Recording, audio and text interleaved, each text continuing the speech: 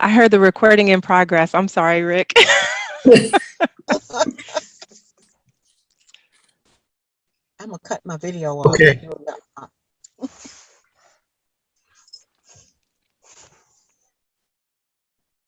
good to go. Okay. All right. Good evening, everyone. Happy Women's History Month. Welcome to the March 14th Bladensburg Town Council meeting. We will now call tonight's meeting to order. Thank you to everyone who joined us for this meeting tonight. And as we get started, I would like to turn it over to Councilmember McBride for the opening prayer. All right. Dear Heavenly Father, we thank you for this day. We thank you for this council meeting. We ask you to continue to bless us, continue to help us to work in unity and in strength, and give us one mind and love for all, that we may be able to get accomplished the things that needs to be done for the town of Bladensburg.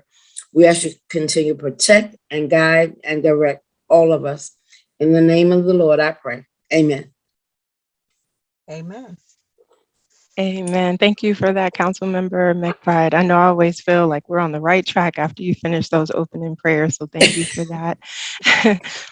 The next item we have is the approval of the agenda, and I do want to note that we have the Chief of Staff for Delegate Diana Fennell with us, and that is Ms. Wanda Gorman.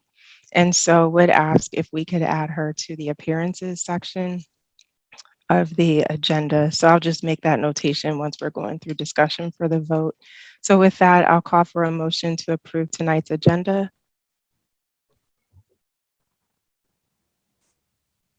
So moved. Moved by Councilmember Rout. Is there a second? Second. All right, seconded by Councilmember Brown. Any further discussion? Hearing none. Oh, sorry.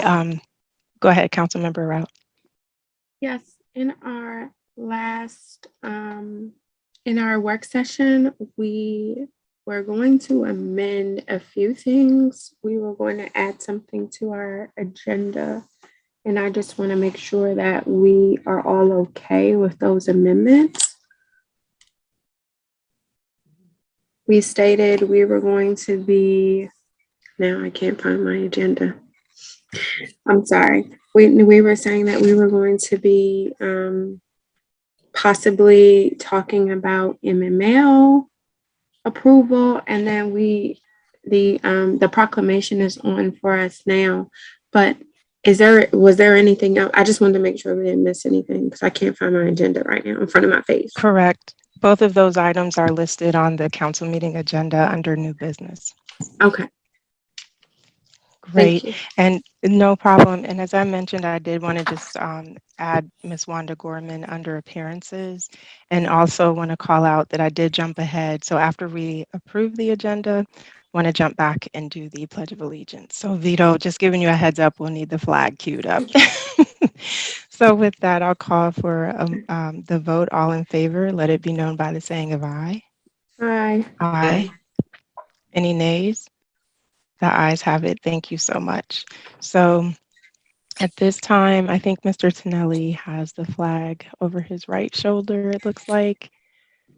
And I think Rick can put the flag up too, if I'm not Oh, that's mistaken. right. There we go. All right. Oh, that's nice. All right. So here we go. Stand up. I pledge allegiance to the flag of the United United States States of America, and to the republic Republic, for which it stands, stand one nation, one nation, under God, under indivisible, with liberty and justice and for all. justice for all. And for our viewing audience, we apologize for the internet. It like sort of creates a delay. We seem like we're saying it in sync, but some come through faster than others. So Yeah. appreciate your patience with that. And so again, moving to the next item on the agenda, we would like to go into appearances with Ms. Wanda Gorman from the Office of Delegate Diana Fennell. So over to you, Ms. Gorman. Thank you so much. Good evening, everyone. And to the Mayor and Council of Bladensburg, thank you so much for allowing me the opportunity to speak at your meeting. I am so glad to be here. So glad to see all of you. Haven't seen you since I guess the mayor swearing in, right? That's when I saw you all last together. But I'm glad to be here tonight. I bring greetings from Delegate Diana Fennell. Of course, you know she's in session right now, but she wanted me to bring greetings to you all. Um, the bond bills should be coming up for hearing soon. So I'm not quite sure what the date is, but I know they're coming up very shortly. I didn't work today, so I know an email came out about it. So I'm not sure exactly what the date is, but they should be hearing the bond bill soon. Um, I need to congratulate you all on your library. It's coming up real good. I just happened to go past there and I said, oh my gosh, the library will be ready in no time. But I just wanted to, I'm really here to also make sure that you all got the flyer out to the community about the grocery giveaway. Um, and I just want to make sure that everybody knows about it. That's one of the important facts that District 47 is co-hosting it with Shabbat Ministries. Also, um, gosh, I'm doing this off the cuff because I left my notes. I'm in my vehicle. Um, let me think. Wait a minute. I can't even think. I forgot right now. But session will end next month, and then should be able to make some of the meetings, hopefully. Um, as you all know, she is home. Well, she's back in Maryland now. She was in California, but she's back in Maryland now. And I guess everything is going well. I don't have really too much to report. Um, they're trying to make her bill is being heard tomorrow about um, Tuskegee Airmen. We're trying to get them to have a special day like everybody else has. So we're trying to recognize them, the Tuskegee Airmen, for their service to us.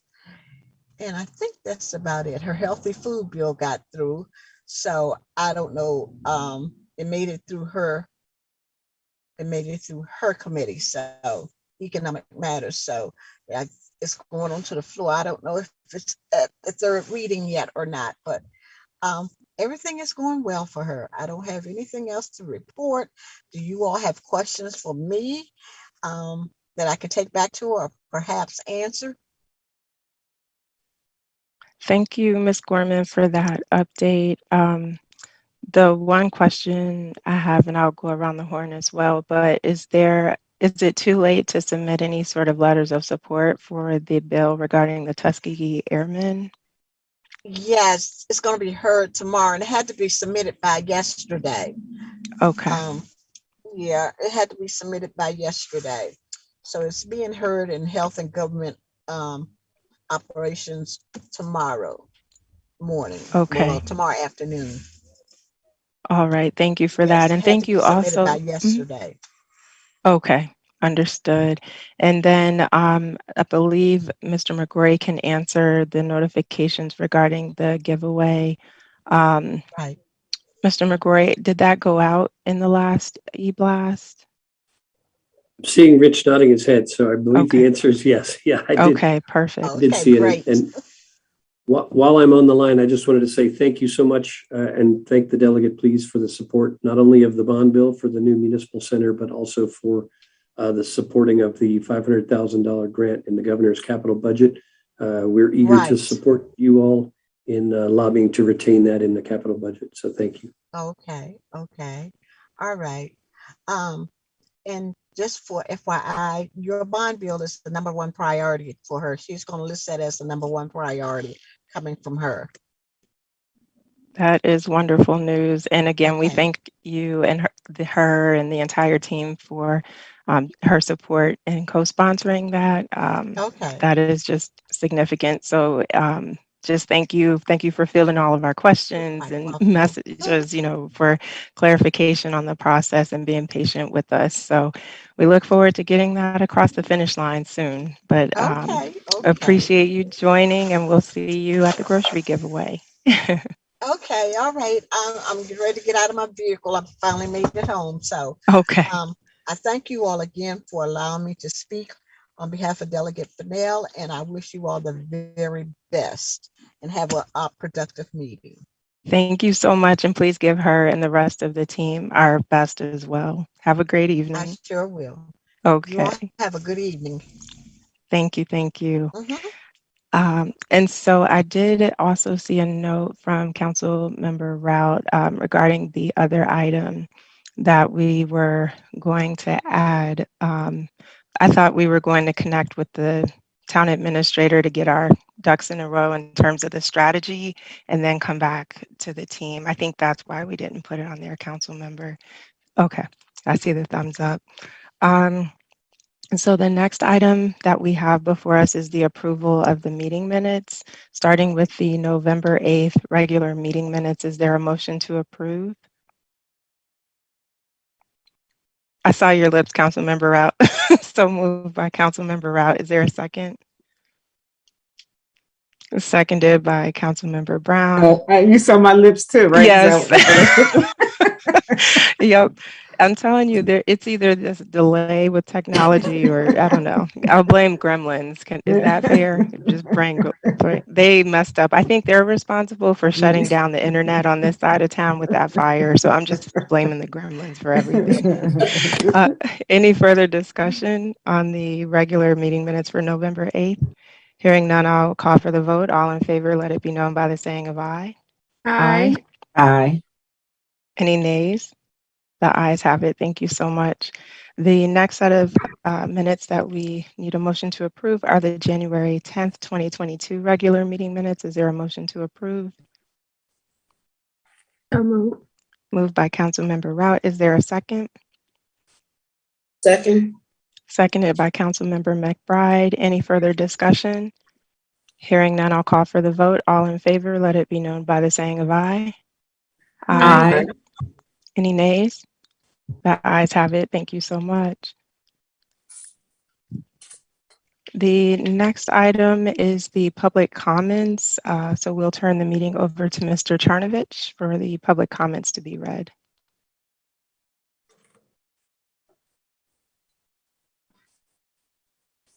Thank you, Mayor. Before I jump into the public comments, I wanted to make note that we also submitted the February 14th regular meeting minutes. Did we need to approve those, or did I miss that boat? You know what? You're right. They're in the packet. They weren't on the agenda. That's my mistake for not catching that because I did review those. And as I was joking in the last meeting, we can't forget our February 14th minutes because it was Valentine's Day and we were here showing love to the community. So, and to our fellow that was real love. council members. Right. Where our families were like, can we have Valentine's Day dinner now? Thank you. So with that, is there a motion to approve the February 14th regular meeting minutes? So So moved. moved. Moved by Councilmember McBride. Is there a second? Second. Seconded by Councilmember Rout. Any discussion? There's discussion for me. I think that anytime we have a future work session or a council meeting on Valentine's Day, we need to provide snacks. Heart cupcakes or something. No, I'm kidding. I'm with that. I love cupcakes. All in favor, let it be known by the saying of aye. Aye. Any nays? The ayes have it. Thank you all so much. And Mr. Charnovich, thank you again. As I said, I did read them. They were in the packet, but looking at the agenda, I totally missed that. Sorry. So public comments. Yes. Thank you, Mayor. No problem. Glad we got them approved finally. all the minutes, that is. Okay, so this evening we have 5 total public comments that I'll be reading into the record. So I'll start out with our first comment. For the record, all 5 comments have been forwarded on via email to the town council. In addition, so you have them for your e-files to review later. Our first comment is from Denise Brown. I wanted to suggest to the mayor and town council that a history center be part of new development in our town. Bladensburg has an important and diverse history going back to 1746. The War of 1812 display at the Bladensburg Waterfront Park is no longer installed. I am not sure what may be at the Indian Queen Tavern. There should be some permanent installation of the history of our town. Parks and Planning has these items in storage. This could include a museum, a tour, and gift shop, not unlike Riversdale House. This could be connected with Boswick House. Denise and Richard Brown.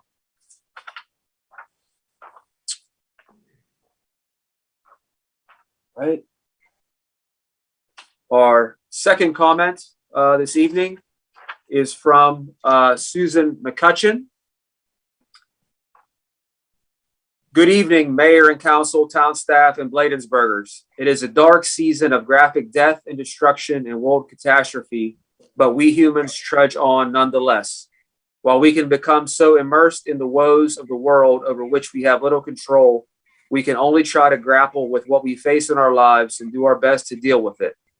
I appreciate and applaud anyone who chooses to lead as elected officials, serve as town staff, and labor in many workaday capacities, including residents who volunteer to be a part of community life and lead by their examples of dedication. I continue to fight the SC Maglev project and the tendrils of the deep pockets of the moneyed Baltimore, Washington, Rapid Rail, and Northeast Maglev lobbyists. Our activists also are following several General Assembly legislative session Maglev bills, as well as climate, human rights, and environmental justice bills, all of which have some connection to Maglev issues. Some bills include language to expand the rights of residents to sue in cases where they choose to fight projects that will adversely affect their communities. I am greatly concerned that the Maryland Municipal League is taking an unfavorable position toward this legislation, in some cases indicating in testimony that permitting these actions will hamper progress in municipalities and casting it as allowing for frivolous or unnecessarily time-consuming lawsuits. On the surface, at least to me, this stance indicates that the leaders of municipalities distrust their constituents and that their concerns are once again being trivialized by those in power, even at the local level. Little time remains in session. I urge the town council to wait on important legislation by submitting testimony for the record and giving oral testimony. Legislators pay particular attention to elected officials and municipalities and need to hear from them, as well as from organizations and constituents. Bladensburg has environmentally green projects and aspirations, as well as major environmental justice concerns in its majority, minority, Black and brown community. So we need to be vigilant and not sidelined by inaction. Thank you for the opportunity to offer my public comments. Susan McCutcheon. All right. Get my water here. I'm getting infamous for my water during my public comments here.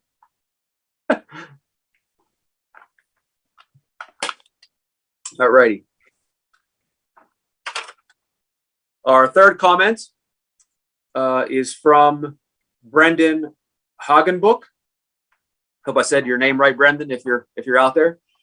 I write to support the proposal to require registration for on-street parking on congested town roads and to urge the town to enforce existing parking laws.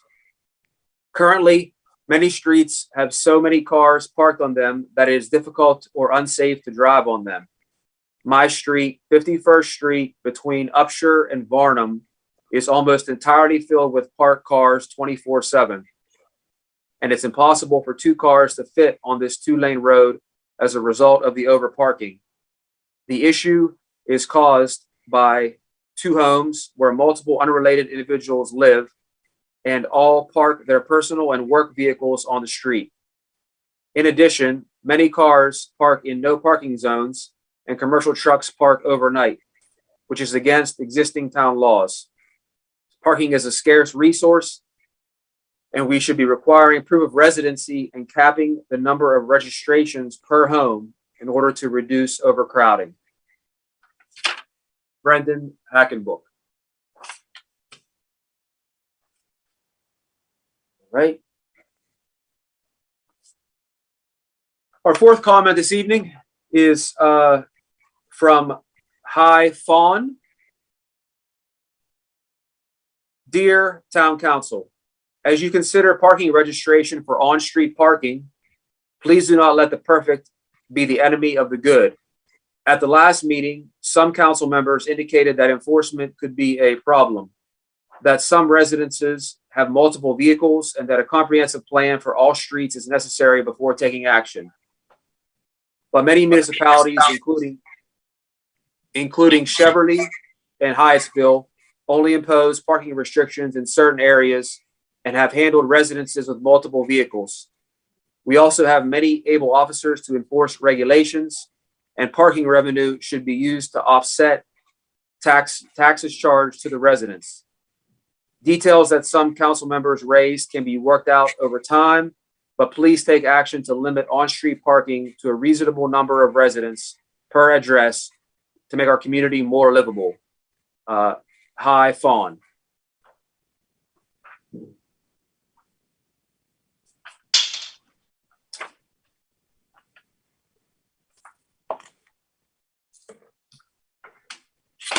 We're going to have to get you a bigger water jug. That's right.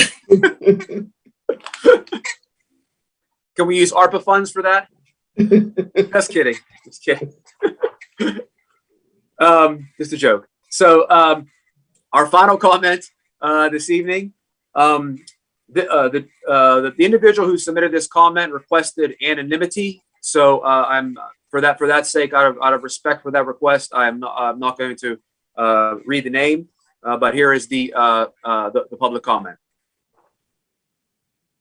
I want to thank you for discussing my and other town residents' parking concerns on last month's meeting agenda. I would like to briefly make a few comments from what I heard from that meeting regarding the parking issues. It was mentioned that the parking committee concentrated on a segment of the town. This is not true. The committee was comprised of residents from both wards to address the parking problems throughout the town. Meetings were held in Ward 1 and 2 to give all residents an opportunity to provide feedback on this issue. I think Ward 1 addresses the issue more than Ward 2, which gives the appearance that it was only about Ward 1. Furthermore, the committee was created to find solutions to this issue, which I don't recall receiving any outcomes or results from the administration. We were all in this together. I also would like to comment on Councilmember Blunt's concern about a permit parking fee. I do understand and empathize with family and friends coming to provide help to residents at senior apartments. My family and I have to do the same for several elderly family members as well. However, I understand that parking is also a premium at my family locations, and the people who live and pay taxes there should have parking priority over me. It's not going to stop us for helping our loved ones.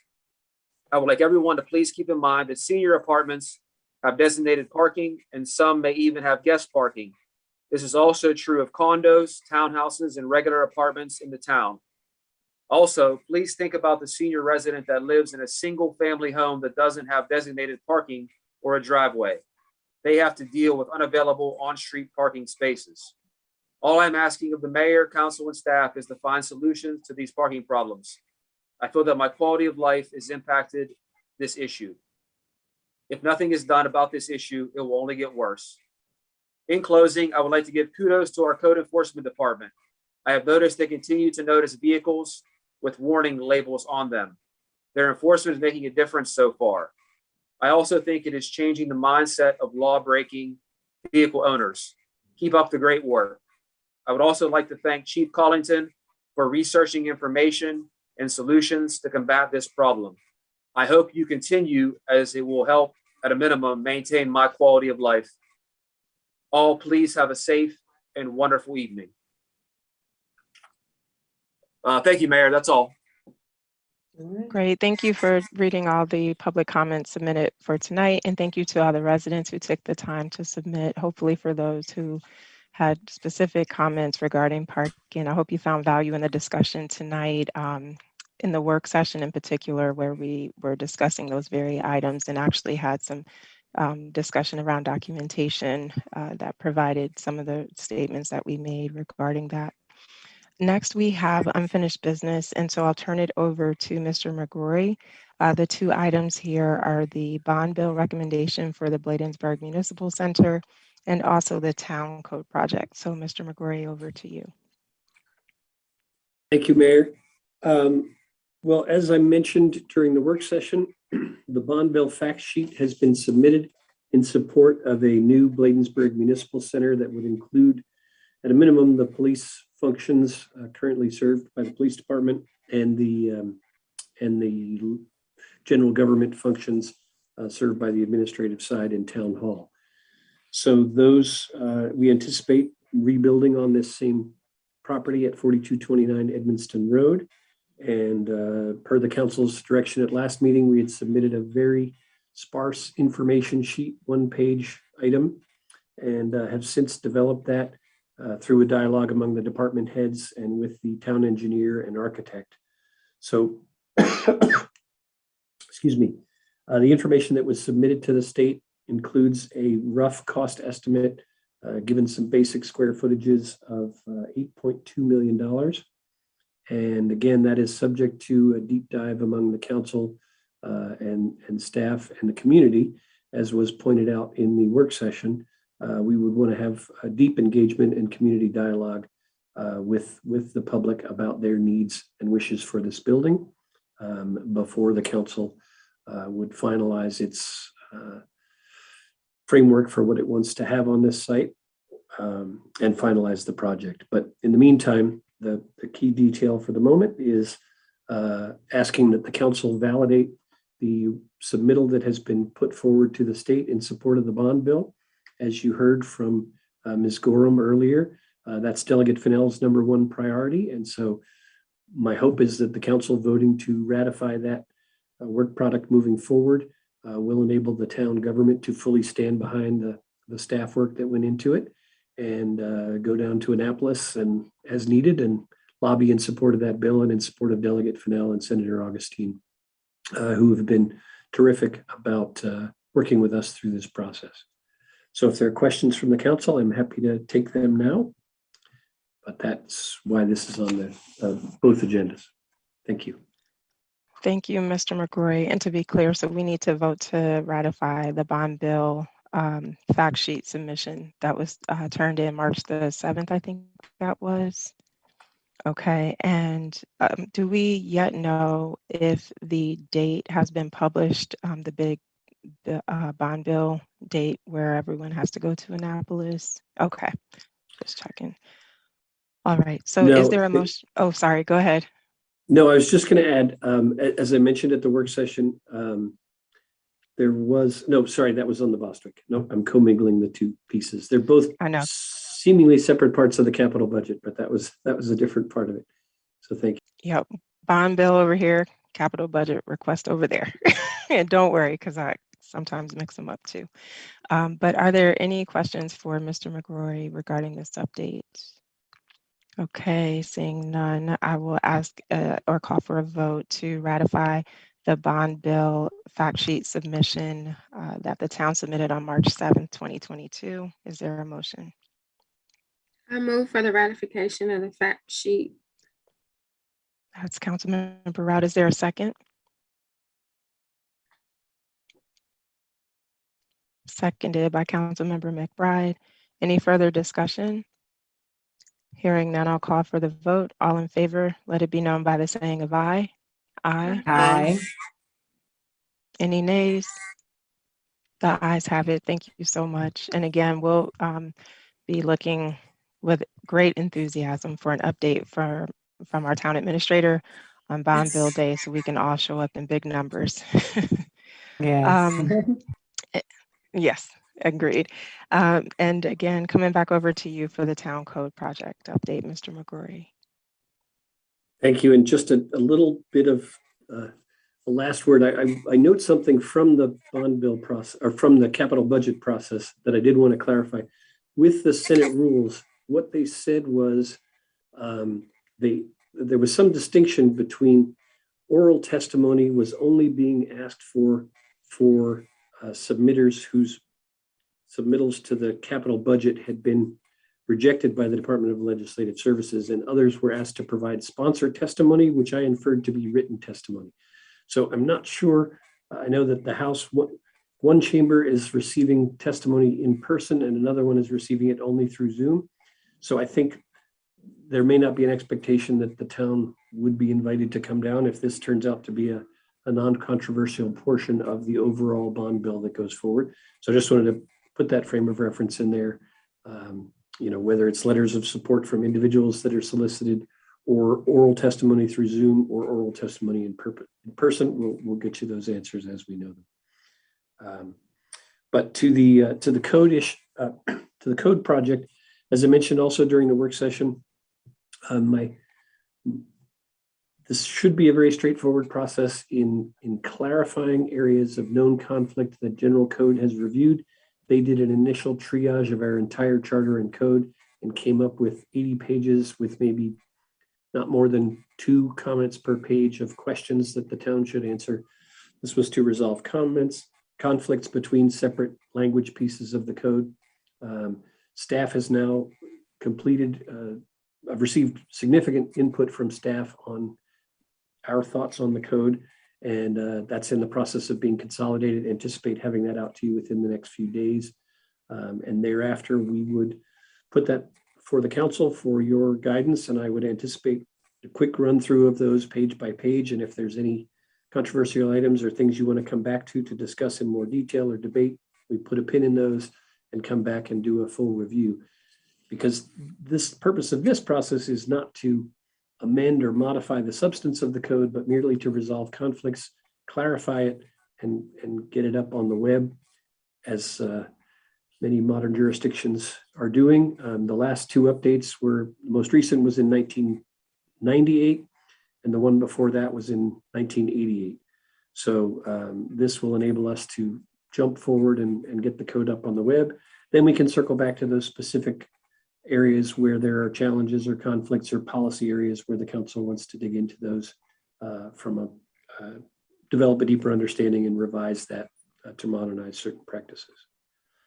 So there's no vote anticipated at this time. I just wanted to give you a preview that is looming in the next steps, and that the council may wish to break that out into bite-sized pieces, whether at work sessions or piggybacking on the budget work sessions. We could do a few pages per work session, 10 or 15 minutes at the beginning of each work session or regular meeting or regular work session as the council sees fit.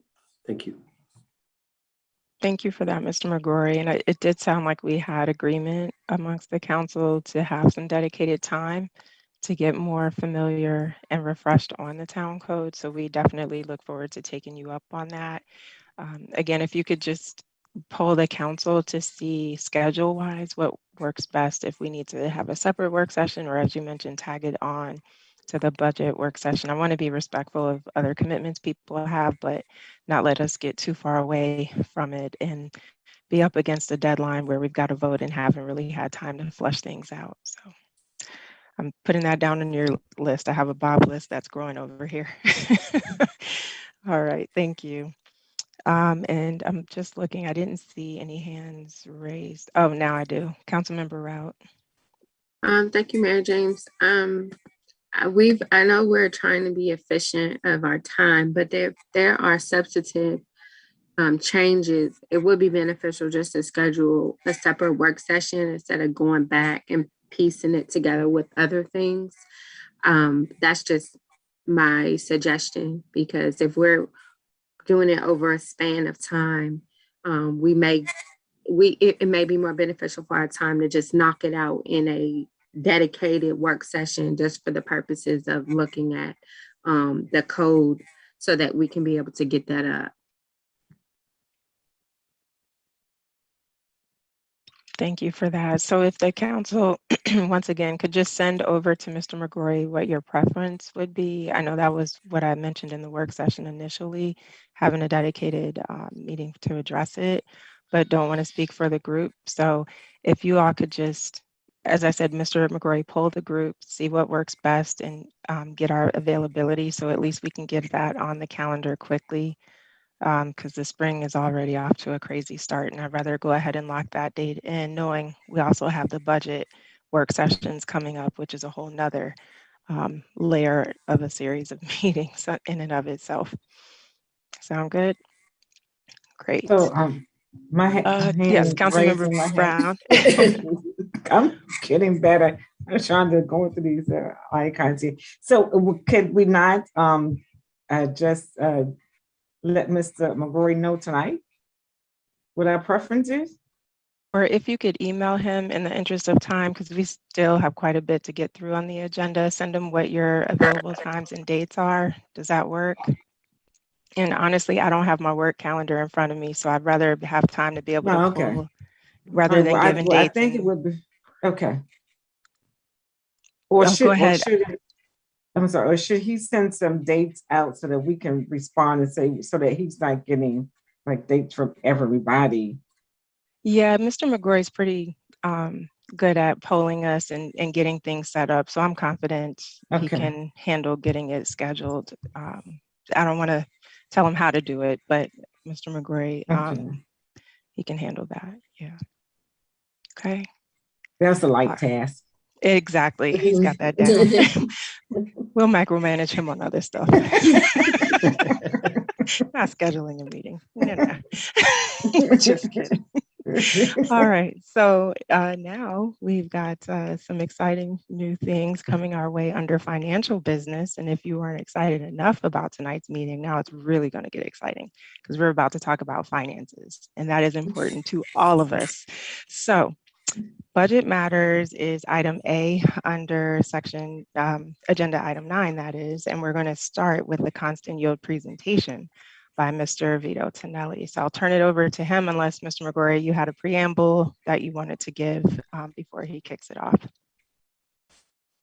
No preamble, only to note that as soon as you're about to kick it to Mr. Tonelli, my internet said the internet is unstable. So I anticipate he's going to break the internet right out of the gate. Thank you. I think something is going on because I've gotten that same message, which is why I was asking you all before if I'm still here, because I think I am. So for the viewing audience, please bear with us. It's been an odd day for the internet over here. So with that, Mr. Tonelli, I'll turn it over to you. It's just all my followers jumping on at the same time to see this, Mayor. So Exactly. I'm kidding. But Mayor, that is a great lead up to this and a great way to sell, the financials. I know it's not the most interesting piece, but it is important. I'm going to share something. It's a constant yield presentation.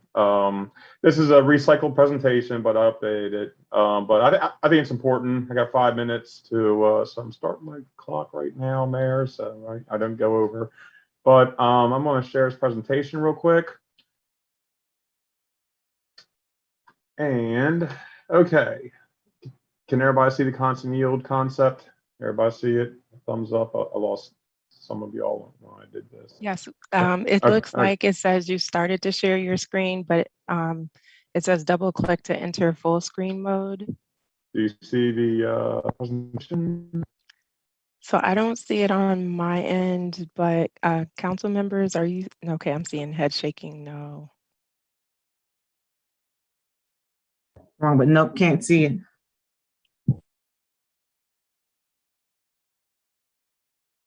It does say in the It green says bar that you above that started we're sharing. viewing. Yeah. If you want to turn it off, Vito, and then try it again, sometimes just turning stuff off and back on is enough to refresh.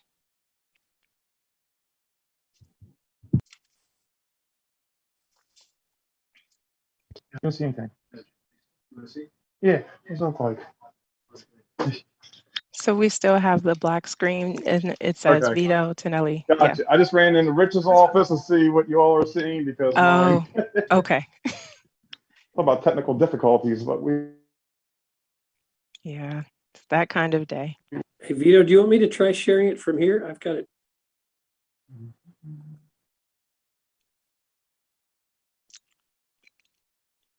I think the internet is tired, folks. Okay, it doesn't like me doing this. 1 second. Okay. So you turned it off. So yeah, if you try again. See the again. presentation. I'm gonna try this again. Okay. Okay, perfect. Can you hear me, Mayor? Yes. All right.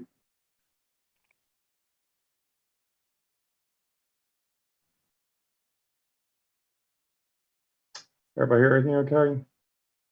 Yes, we can still hear you, but it doesn't look like Yeah. you've I'll tell you started what, sharing your I'm gonna screen have yet. Bob skip to the, I'm gonna have Bob skip to the budget calendar and I'm gonna reset. Can you Okay, all, we're seeing can you all see that? we are. Can you just, there you go. Yes. I was going to say, can you make it full screen? Perfect. Thank you.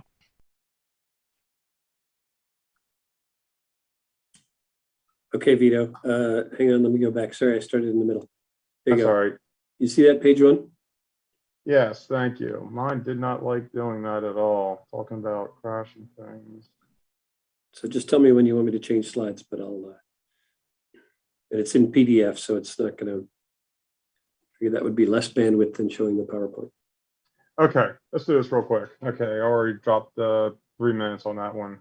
Everybody hear me okay? Can see Bob's slide presentation? Okay, thumbs up. Yes. Okay. Okay, so this is how we start our budget process. Talking about Valentine's Day, the State Department of Assessments and Taxation gives us our constant yield notice on February 14th of every year. And what this does is it starts our budget process because it lets us know how much the property tax assessments are going to increase, which brings in more tax revenues, and those tax revenues are almost 2/3 of our budget. So anytime we see an increase there, it'll offset other increases in our budget. Now, it's called a constant yield notice because it is looking at what your tax rate should be based on the rise in property assessments. So you get the same tax revenue as a previous year. And so what happens is property tax revenues increase by 3.1%. They want the property tax rate to decrease by 3.1%, so the revenues stay constant. And it's written in the Maryland tax code that if you set a tax rate anything above the constant yield notice, it's advertised as a tax increase. Sounds great, but in theory, we haven't increased our taxes in decades, but because property tax assessments are increasing, the constant yield wants the tax to decrease, but we keep our tax the same, so our tax rate is always higher than a constant yield rate. So it has to be advertised as a tax increase. And we go through this process every year. It's a little bit confusing, but here's what the notice looks like. Bob, if you can go to the next screen.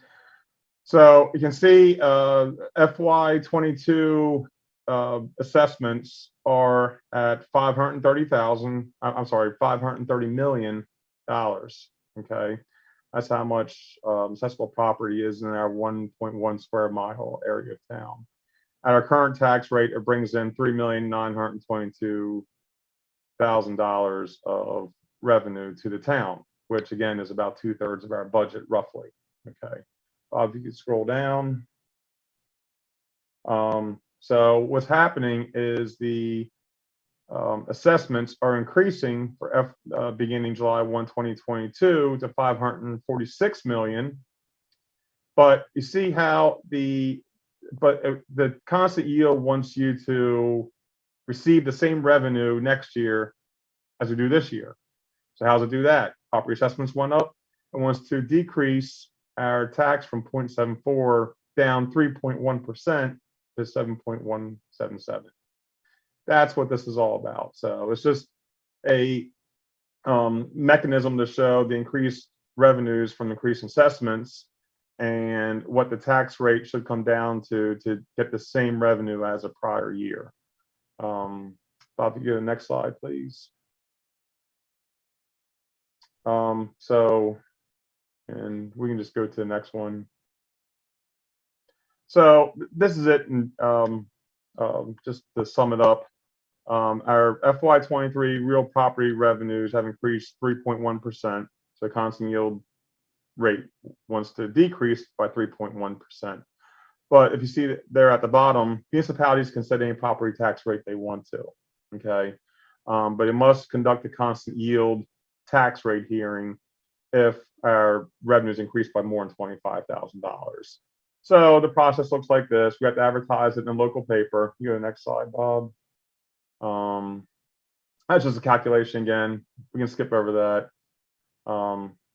This is the ad that has to go into the paper. It goes in every year. And MML has something in the billboard or the bond board, not bond board, but the billboard, I think, to change this process because it has to be advertised in a local paper. The problem is that local papers are, they're few and far between anymore. So we're hoping to get more advertising mediums, such as on our website or social media or something. But this is a required ad that has to be approved by the state of Maryland and ran 7 to 21 days prior to our constant yield hearing. And our constant yield hearing is on May the 9th, 2022. That will be part, if you go back to the previous ad, Bob. That is during our regularly scheduled council meeting. Just so you know, for people watching, new council members, we pause the council meeting and we go into the constant yield hearing and we read all this and open up for comments just for the tax rate. Then the council closes the constant yield hearing and then goes back into the council meeting. But that's in May. I'm just trying to, to give everybody a primer now of the process. And you go next slide, Bob.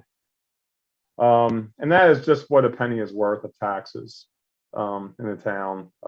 And you can see that based on the increase of assessments of 3.1%, we're going to generate just over $4,044,000 of revenue for FY23 budget.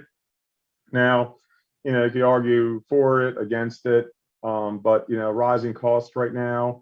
The issue is that I'm seeing is, this is the assessments have gone up 3.1%, and this is 2/3 of our budget. The issue we're seeing right now is the CPI numbers, the inflation numbers I just ran for January, that are most current for this area, was 6%, and Baltimore, Towson area is at 9% just for last month. And I think by the time we do the budget, it's going to be a double-digit inflationary index. And we're going to have to come up with that.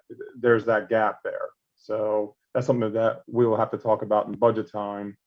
So talking about a $7 million, roughly budget, and you have like a 6 or 7% spread between your increase in assessments and your inflationary index, then that's going to create, several $100,000 of a gap there trying to fill. But we're just starting the process. I'm just putting this all out there now. So, and we will be getting better data, and things are changing daily. Things go up, but they could come back down. So, but that's all I have for right now. If anybody has any questions, just trying to do a primer. Bob, if you can jump in, because Bob's been through this for several years as well. Get a fresh set of a fresh voice to it as well. Thank No, you, I think- Mr. Tonelli. Yeah, sorry. Yes, over to you, Mr. McGrory. No, I think that's well stated. And I will, the latest numbers I was seeing based on February's numbers was inflation's at an annualized rate of 7.9% as of February. So again, we usually take that guidance from the Maryland Municipal League in their policy documents, and they bounce that out to us periodically during the budget process.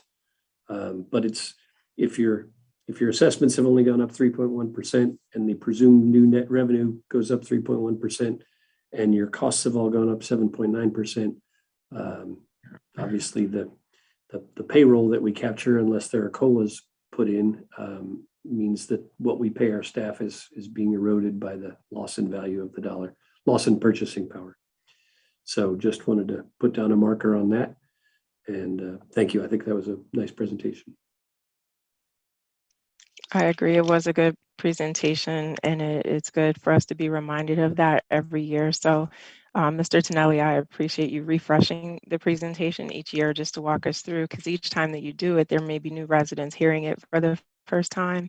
So thank you for, just not assuming, oh, everyone knows this, but really taking the time to walk everyone through it. And I know when we start the budget work sessions, we'll have even more time to talk through it. And even from the council perspective, answer more questions that they may come back with. Residents might reach out to them between now and then as well with some additional questions for you. So again, thank you for that presentation. No problem. And Sorry about the technical difficulties. Just didn't like sharing the. yeah, it's computers. They have Yep. attitudes sometimes. Um, so the next item is I still have in a your camp. question. Oh, sorry, Councilmember Rout. Yes. Given the financial situation that the country is presently in, so could you help me? I know I've been through this 2 times, but Mr. Tonelli, could you help me understand the last opportunity that residents have to submit a comment or public comment? Is it officially open now? And when will it close? Could you please help me with the timeline? They could send you comments at any time.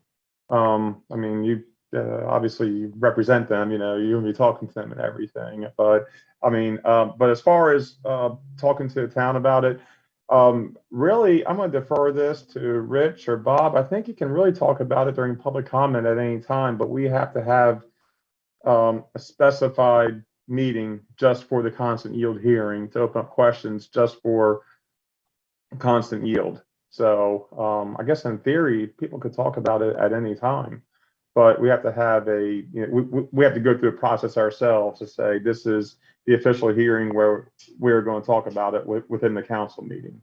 Thank you. You made it very clear. Is that right, Bob? Okay, good. Yes. Okay. All right. Thank you. And of course, we always welcome comments. I mean, anytime about the financials or anything. So we welcome any questions or comments, and you can defer them to us, or we can do them at a council meeting, and we will get back to them as quickly as possible. Thank you for that question, Councilmember Rout and Mr. Tonelli, for that response. At this time, we'll move forward with new business. And first, we have vehicle replacement for a purchase approval. Is that our town administrator? Yes, Mayor, thank you. So we have been pleased to report that the police department has been staffing up and filling vacant positions, and is on the cusp of doing that with some more vacancies. As such, in looking at the vehicle inventory, it has become apparent that we need to have another vehicle to put on the street. And there was one that was wrecked back in, I want to say, April of 2021. So this, because the staffing lag has lagged the need of putting vehicles on the street, we need to get in front of that by having another vehicle available for our police department. With the availability of ARPA funding and the budget amendment that the council passed last meeting, we now have the cash flow ability to do that within the ARPA budget. And we can then, at some future point, amend the budget as needed to reallocate that if we want to put that back on general funds and reserve those ARPA funds for something else. But the council generously made $350,000 available for ARPA funding between now and the end of June. And so this seems like a very pertinent way of putting that to immediate use for the benefit of the police department and getting more officers on the street in top quality vehicles. So I think if there are questions from the council, either I can answer them or Chief Collington. Sure. And before we move to questions, Chief, anything else you want to add for the benefit of the council or residents? And then we'll go to council questions. Thank you, Mayor. Good evening, Mayor, Council, community colleagues.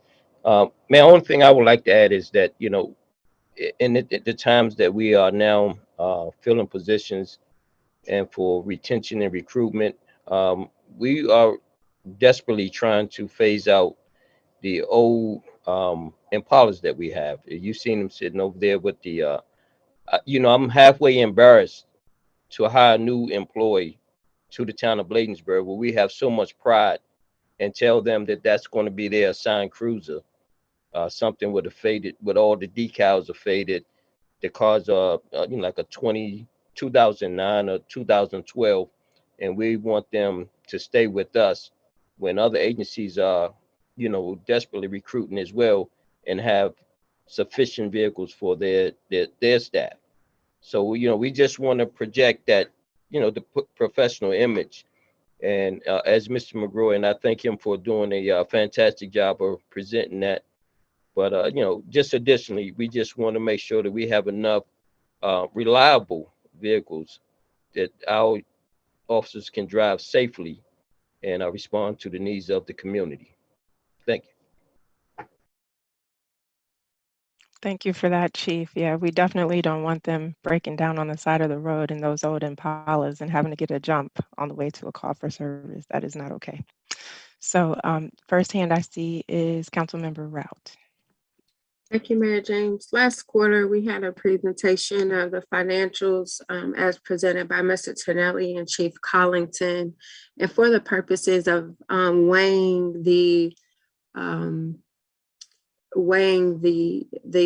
upkeep of the Impalas versus purchasing a new capital outlay, I am in support of this because of the bill that it takes to provide the necessary upkeep of the Impalas. And so if we can't continue to dump and pour resources, financial resources into the older vehicles, older vehicles that have a shelf life, vehicles have, not older vehicles have a shelf life. And I think that we've gotten a lot of use out of some of our older fleet. And, sometimes it's just time, right? And so I am in support of this. I yield. Thank you for that, Councilmember Rout. So with that, Mr. McCrory, if there are no more questions from the council, I'm going to go ahead and call for a formal motion. So is there a motion to approve the vehicle replacement and purchase request from staff for a new cruiser for the police department? So moved. Moved Second. by Councilmember Brown. Is there a second? Seconded by Councilmember Rout. Any further discussion? Hearing none, I'll call for the vote. All in favor, let it be known by the saying of aye. Aye. Aye. Any nays? The ayes have it. Thank you all so much for this. Council. So the next item, continuing with new business, is the MOU with Amen Trust for the Bostwick House property. And I know we talked quite a bit about it, but Mr. McGrory, would you like to just recap it for residents who may not have tuned in to the work session? Thank you, Mayor. Well, as was alluded to previously in the meeting, we have a $500 line item in the governor's capital budget that is now actively under consideration by the legislature. The Amen Memorial Trust was founded in 1984 and has an overlapping mandate. Their mandate is specifically to accentuate and preserve historic buildings in the town of Bladensburg and historic monuments. They made note of pointing that out, that they were responsible for construction of the War of 1812 Memorial on the anniversary of the Battle of Bladensburg in 2014. I believe that memorial was established. So I had a very productive meeting with the trustees, the Board of Trustees, late last week, and talked about our working relationship and how the town was eager to move forward with them. And they've been very supportive of the town's efforts, specifically on Bostwick, but also relating to other historic properties in town from the colonial era. And there are quite few of them: the Market Master's House, the Magruder House, Free Hope Baptist Church, which I believe now is St. Paul's, and there's one other that I'm failing to mention, the George Washington House, now the home of Anacostia Watershed Society. Yep. This MOU was provided as an update to a 2016 MOU between the town and Amen Trust, but that only lasted for a year. That had a termination date. And since then, the town has received, thanks to the support of the NDC, which was funded by the Amen Trust. They helped facilitate a process, a stakeholder series of meetings in 2021, and made some preliminary recommendations, kind of a scoping document about a long-term adaptive reuse of this historic property that is more than 5,000 square feet and sits on roughly 10 acres of land in the town of Bladensburg. So the MOU is designed to frame that relationship and sort of put some specificity to how Amen Trust and the town can work together on the next steps in conceiving that adaptive reuse, in doing the architectural assessments that would be needed given the historic sensitivities around this property. So I've asked the council during the work session to provide me your feedback on the draft MOU that was put forward to you with staff comments. And again, for a legislative body to negotiate with one voice, best way to do that is provide your input to staff. We'll recharacterize that. And if there's consensus agreement, we can move that forward at the next regular meeting. And if not, we can facilitate such work sessions or closed sessions to finalize those negotiations. And the one point of clarification is that there is a RFP described in the draft memorandum of understanding, and council and staff would need to review that RFP or remove the reference to it from the MOU. So with that said, there's no action required of the town at this point, or the town council. Thank you. And we did agree, Mr. McGrory, to get you feedback by the end of the week for that from each of us. So please look out for that. And I encourage everyone, call if you have questions and just need some clarifications before offering some feedback. But again, thank you for that update. The next item is the MML Summer Conference and its relation to our June council meeting, because the June meeting does fall within the dates for MML this year. So thank you, Mr. Charnovich, for pointing that out to us. We did discuss in the previous meeting needing to move our June meeting. June is a big month for the council because that is the meeting where we typically will finalize the budget and adopt it at the June council meeting. So the thought was to maybe have it June 6th, which is the Monday before the current date. And that way, if we have to make adjustments, we've still got plenty of time within the month of June to adjust the meeting date and still allow staff the necessary time to be able to make any sort of final revisions before the budget is approved. Quick synopsis of it, as I said in the work session, we did go into it a little bit more, but anything else anyone would like to add in terms of the update? Okay.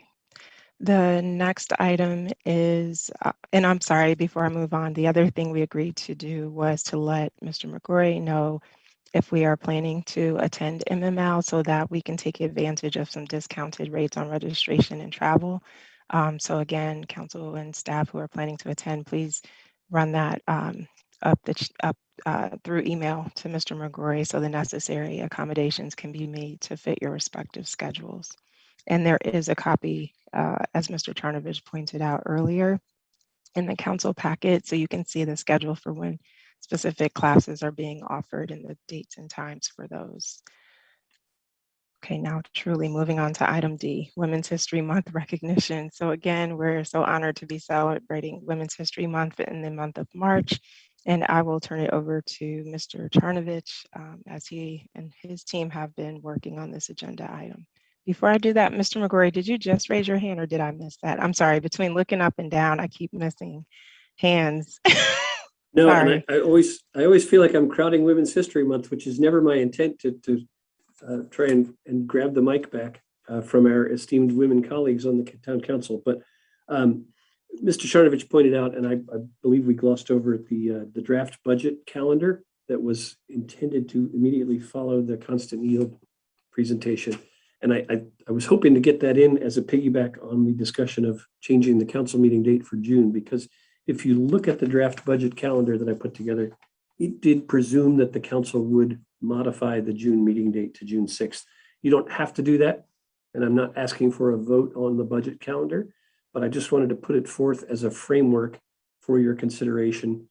And if there are questions on it, the intent of this was to really give an overview of kind of every hit at every meeting during calendar 2022, in which you are talking specifically about the budget for fiscal year 2023. So starting in January, we talked about the tax differential to kind of frame that as we did tonight with the constant yield process. And there was a brief preview of the budget process. Moving to March now, we just had the discussion of the constant yield tax hearing process. And this item is the budget calendar. And we've anticipated that starting at the April meeting, the regular work session and meeting in April, that you at the work session do a fiscal year review of the first 3 quarters of the current fiscal year, fiscal 2022, as a way of projecting forward how likely you are to have hit the mark in the current year budget. And then you'll receive the town administrator, per the charter, the town administrator submits the budget to the council. And that'll take place at the regular meeting in April, on April 11th. And then we've put in place 2 different work sessions specific to the budget. So those are currently put on the calendar for April 20th. That's a Wednesday, just to diversify the nights of the weeks in case people can come to one but not the other. And the other one is for Tuesday, April 26th. And that gives staff a chance to do it. So you would go department by department through the budget. And then at the May work session, there would be again, an overview of any informal guidance that the council had given to staff about tweaks to the budget you may have given during the work sessions. And you could formalize that or review or see the results of changes that you've recommended at the May work session. And then at the May, would be a special meeting, and I think Mr. Tennelly just described this constant yield tax rate hearing. I put it in for 6 p.m. As he said, you customarily do that as a break in your regular 7 p.m. meeting. So I'll modify that in the next draft of this budget calendar for fiscal 23. And then you'd have the first reading at the May 9th regular 7 p.m. meeting. First reading of ordinance. We're on pace to have that be ordinance 02-2022, because the only other one was the ARPA ordinance thus far. And at that meeting, and I usually recommend this to councils, that they, by whatever formality, approve the tax rate at that meeting. So you've had the constant yield hearing, you've had the first reading of the ordinance, and this sort of presumably locks in the tax rate for the future year. Now, the town of Bladensburg hasn't changed its tax rate in more than a decade. But by doing that, it sort of fixes the revenue side of the budget. So then you would focus your remaining, you're well into the budget preparation process, and that kind of locks the revenue side so that then the discussions are, if any, moving things around on the expenditure side. It doesn't legislatively formalize that because that is the tax rate is actually built into the ordinance, and that would not get adopted prior to the second reading on June 6th. So then on the June 6th work session, if needed, you'd have more discussion of the budget and any last minute amendments. And then finally, at the regular meeting on June 6th, the ordinance would receive second reading and is then ready for adoption. So hopefully there's ample to the comment that was made earlier about the opportunities for the public to be heard at these processes. I think looking at this calendar, at every one of those, there's a chance for public comment in writing through the members of the council or through oral testimony should things evolve to the point where the council is reopening that to public input. So that's just a snapshot overview. Again, there's no vote required at this time. People can check their calendars, look at it if there's tweaks that need to be made. The only thing is with those departmental reviews, we want to be sure that the key department staff are there to field questions from the council about the departmental budgets. But this process is designed to suit you and educate you about your budget. And that is, as I've always said, as a former elected official myself, the action on the municipal budget is really in my opinion, maybe the most important thing that legislative bodies do in small local governments like ours. You set the goals and leadership and direction for the staff through your budgeting and allocation of resources, and frame the policies for the communities thereby. So doesn't need to be a detailed discussion or action of any kind on this budget, but I'm certainly open to questions should the council have any. Thank you for letting me circle back to that. Thank you for that, Mr. McGrory. And just one point of clarification. So we do normally start the work session and then pause at 6 to go into the constant yield hearing. You had made mention of amending the 7 p.m. meeting for that, but we do that prior to. So just wanted to call that out. I know you weren't here for when we went through this previously, but it works out nicely to just have that dedicated time for it right at 6. Any questions for Mr. McGrory regarding the schedule? Okay. And again, once you have time to compare with your calendars, if you could just let them know if there is a conflict so we can circle back to those dates and make sure this works for you all, that would be great. And the next item is back to you, Mr. Charnovich, on Women's History Month. Yes, thank you, Mayor. So as we touched upon in the council work session this evening, the town staff wanted to put together something to honor and recognize Women's History Month for both our first ever all woman town council and also women in Bladensburg and everywhere. So it's a very celebratory month. So we wanted to put together this proclamation, which I will read for everyone this evening. So it's a Women's History Month proclamation. Whereas the town of Bladensburg, Maryland, recognizes March as Women's History Month. And whereas Bladensburg celebrates the first all-women council in the town's 280-year history. And whereas the town of Bladensburg will continue to celebrate Women's History Month and honor the extraordinary achievements of women of every race, class, and ethnic background, and promote Bladensburg trailblazing women of the past and present. Now, therefore, the Council of the Town of Bladensburg, Maryland, does hereby proclaim the month of March as Women's History Month in the town of Bladensburg. Further, we encourage all town residents to celebrate Women's History Month. Thank you, Mayor.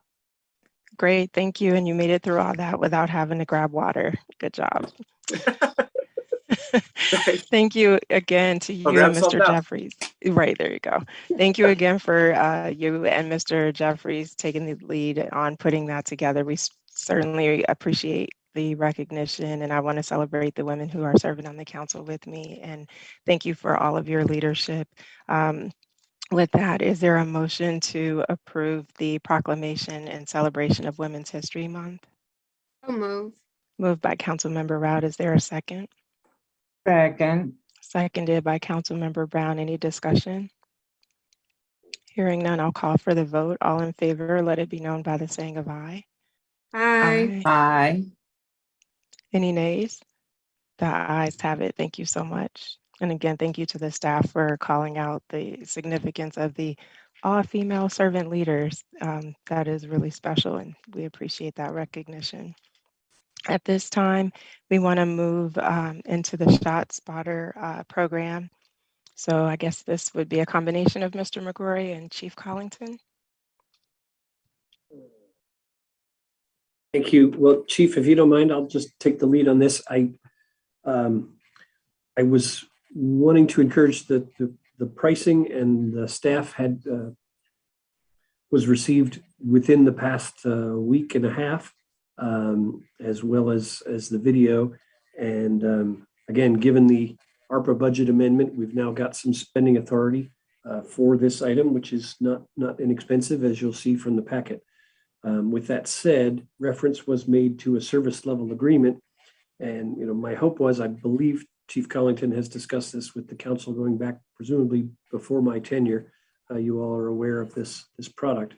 So my thought and hope had been initially that this would be in front of the council, and if the council sees fit, you could make a motion to approve it with or without certain contingencies. Since reference was made to a service level agreement and a contractual framework, I would anticipate that you would have such a contingency, but I'm open to the pleasure of the council. I just simply wanted to expedite the possibility of deploying this terrific technology at the earliest convenience, given the very well-written and persuasive memo put forth by Chief Collington about this product. So I can defer to Chief Collington for anything additional that he would like from the council on this. Thank you, Mr. McRoy. Chief, would you like to add anything here?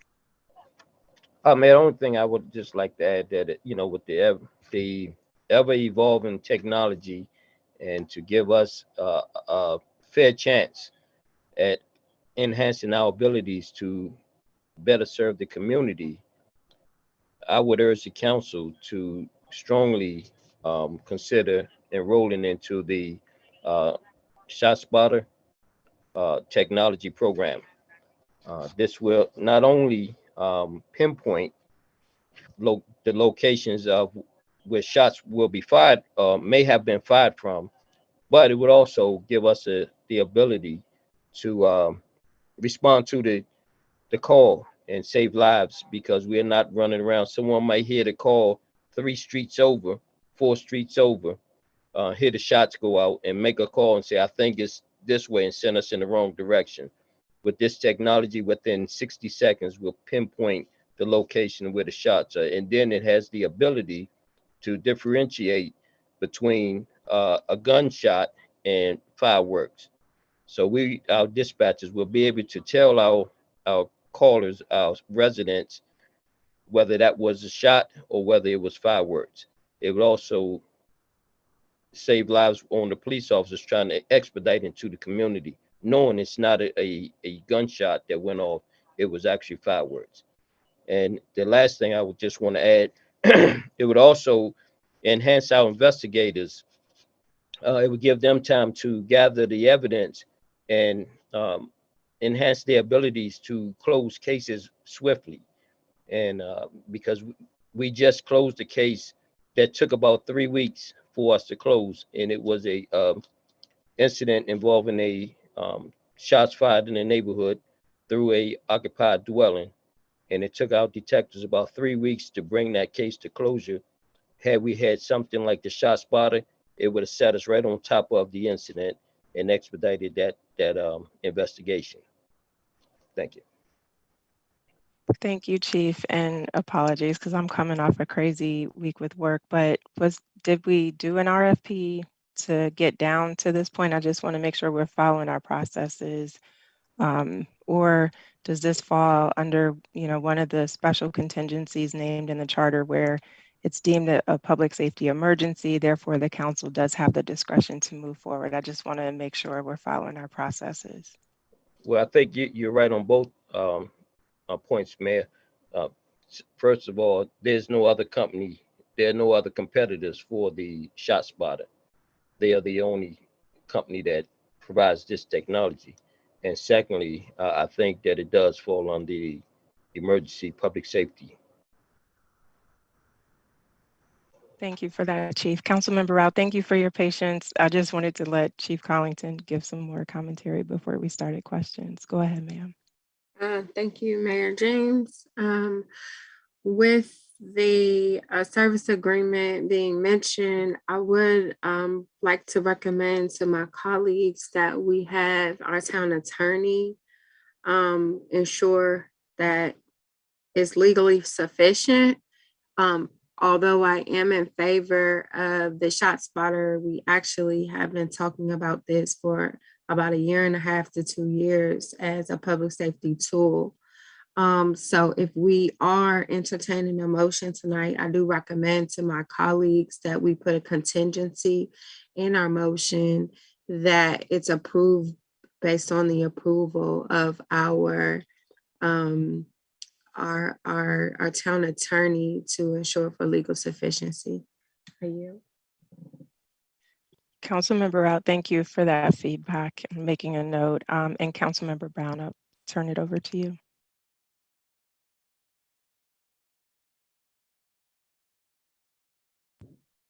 Yes, thank you, Mayor and Councilmember Rout.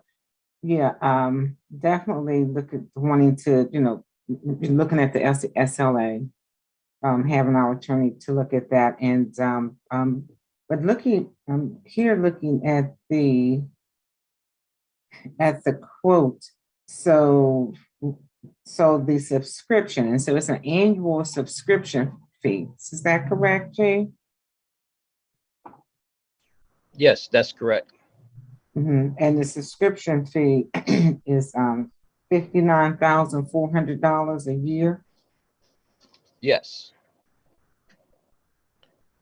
So if I can just add, now what that gives us in a 1.2 square mile radius, they will come out and install 20 to 26 sensors on the highest buildings. And what that does is when the shot go off, it will help triangulate exactly to where we are. So there's nothing that we would have to do. This is just a subscription to the program. And when we have the other team behind the scenes, the shot spotter staff, doing all of the technical work and sending the information to us within 60 seconds. So the shot spotter staff, is that our police officers, or the shot spotter staff come with that subscription fee? The shot spotter staff comes with it. They work from their location. But like I said, they will install 20 to 26 sensors in this 1.2 square mile radius. So once that the shot go off, we have within 60 seconds, and as you saw, it has a 90% accuracy rate, which should save lives. Oh, sorry, Chief. I didn't mean to cut you off. Go ahead. That's okay, man. I'm okay. So the question, Councilmember Brown, in terms of the unit price, it is $49,500 per square mile, but because we're 1.2 square miles, that 0.2 is what drove it up to the $59,400. And then that was gonna be my next question when I was so looking at that's why there's the difference there. But then as Mr. Teachman said in his presentation, so they have the experts at their control center. So when the shots go off, they immediately get that ping. They send the alert to our dispatchers, but also to all of our cruisers, to their individual computers that are within their cruisers. And it's compatible with like your Apple Watch or your Samsung Watch. And so they showed the two different main applications that you have for that sort of wearable technology. So again, they get the initial signal and they push it out from those sensors to our emergency personnel so that they can react quickly. And he did talk a little bit more in depth too about just the distinctions. I think Councilmember Rao had raised that question. How does it know fireworks, from other sounds? And so they do have the sophistication. But I will tell you, I'm getting nervous because it is now March 14th. And for whatever reason, the warmer it gets, we see some inappropriate behavior, and a lot of it is with gunshots in the community. And by the time the officers get there, even with a 2 or 3 minute response rate, by the time they get to the general area where we may think as a caller we heard it, they can't always get there in time because there's no immediate definitive information on the call. Whereas with this, we specifically can get that data to let the officers know exactly where the shots were fired from so they can respond more accurately. And I will tell you, just being over here in Ward 2, it's been frustrating because I've seen the efforts of our police officers trying to get illegal guns off the streets, and they do their part, they lock these folks up, and for whatever reason, they get released back into our communities and they continue doing it. So that it's just this revolving door. And I feel like this is a huge solution, and that definitely will save lives, whether it's residents or our first responders.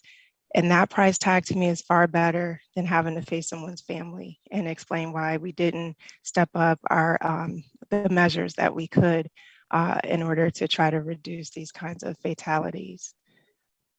But I'm sorry, I see your hand is still up. I'm sorry. No, yeah, but I know, thank you. I had after the chief, then no, but thank you for giving a little further explanation to the residents who are on the call and online here. And with this, is this something that would be put in the budget as a budget line item, going forward over the course of the year? Correct. So that would be something that we as the council would need to decide to fund each year in the police department budget. Thank you. Absolutely. Councilmember Rout, I see your hand. I mean, by the way, and I Oh, sorry. definitely think, our police officers, I mean, they really do, they put their lives on the line for us every day, and whatever tools that that our police department, can have to enhance their daily safety and the safety of our residents. And I'm definitely always supportive of it. Thank you. Definitely appreciate that, Councilmember Brown. Councilmember Rout. Yes, so with the price tag moving forward, we can look at other mechanisms to fund this on an annual basis, looking at our tickets from our cameras. We can also look at our seizures. This Chief Collington was the first chief to activate the use of our the funds that we use to seize monies and necessary items to be able to fund public safety initiatives. So I don't want to spook our taxpayers to think that we are signing up for a $59,000 price tag. I know that our town leadership, they do have a plan in place to being able to move this necessary price tag forward so that we can be able to balance the fiscal needs of our town. I know this was heavily discussed at our last budget session, which maybe I'm more familiar with it.